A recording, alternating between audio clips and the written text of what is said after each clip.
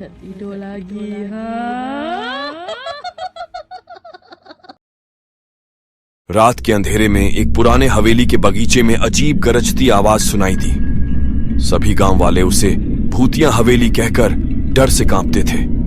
एक दिन एक बहादुर युवक ने वहां जाने का निश्चय किया।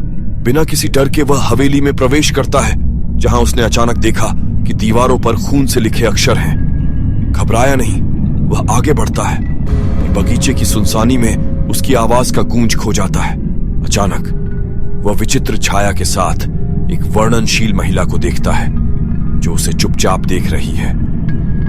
युवक की हालत खराब होने लगती है और वह पीछे मुड़कर भागने की कोशिश करता है, लेकिन जैसे ही वह चप्पल की आवाज सुनता है, उसकी दौड़ने की कोशिश रुक जाती है।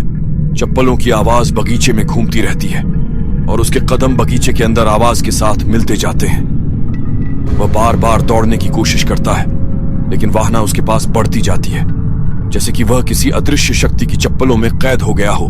आखिरकार उसकी श्वास रुक जाती है और वह धरती पर गिर पड़ता है। उसकी आंखों के सामने सब कुछ अंधेरे में लुकता हुआ होता है। तभी उसे एक सरल वाक्य सुनाई देता है, तुम मेरे घर में क्यों आए? युवक की हड्डियां थरथराने लगती हैं और वह वाक्य बोलने की कोशिश करता है, मैं बस वहां कुछ खोज रहा था, कुछ रहस्यमय बातें सुनी थी। महिला उसके पास आकर दिखती है। उसकी महिलावादी आंखों में दिखती है कि वह विश्वास नहीं कर रही है।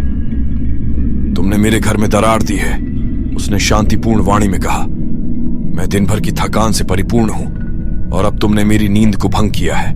युवक ने माफी मांगने की कोशिश की, पर महिला की आंखों में कुछ अलग ही भयानक चमक दिखाई दी। वह बिना किसी पूर्व सूचना के युवक की ओर बढ़ने लगी, जैसे कि वह उसकी आत्मा को छूने का इरादा रखती है। उसके कदम नजदीक आने पर युवक ने एक पुरानी पूजा स्थली का पता लगाया और वहां की एक पुरानी पुस्तक में एक विशेष चित्र देखा। चित्र में वही महिला थी जिसे उसने पहली बार देखा था और उसके पास थे उसकी मौत की बातें लिखे गए पाठ। युवक ने समझा कि वह महिला अपनी मौत से जुड़ी किसी अद्भुत शक्ति का हिस्सा बन गई है, जो उसे अजनबी से दूर रखने के लिए जागरूक कर रही है। वह बुरे फंसे होने का एहसास करता है और उसने त्याग के साथ दिल में स्थान बनाने का निर्णय लिया। उसने पूजा स्थली में प्राणायाम करने का प्रयास किया और धीरे धीरे उसका ध्यान बच्ची और आशा की ओर बढ़ गया। वह समझ गया कि अजनबी शक्तियों के साथ समझदारी से मिलकर वह इस भयानक चुनौती का समाधान निकाल सकता है। धन्यवाद। ऐसे ही रियल हॉरर स्टोरीज देखने के लिए चैनल से जुड़े रहिए। चैनल को सब्सक्राइब, शेयर, कमेंट जरूर करें।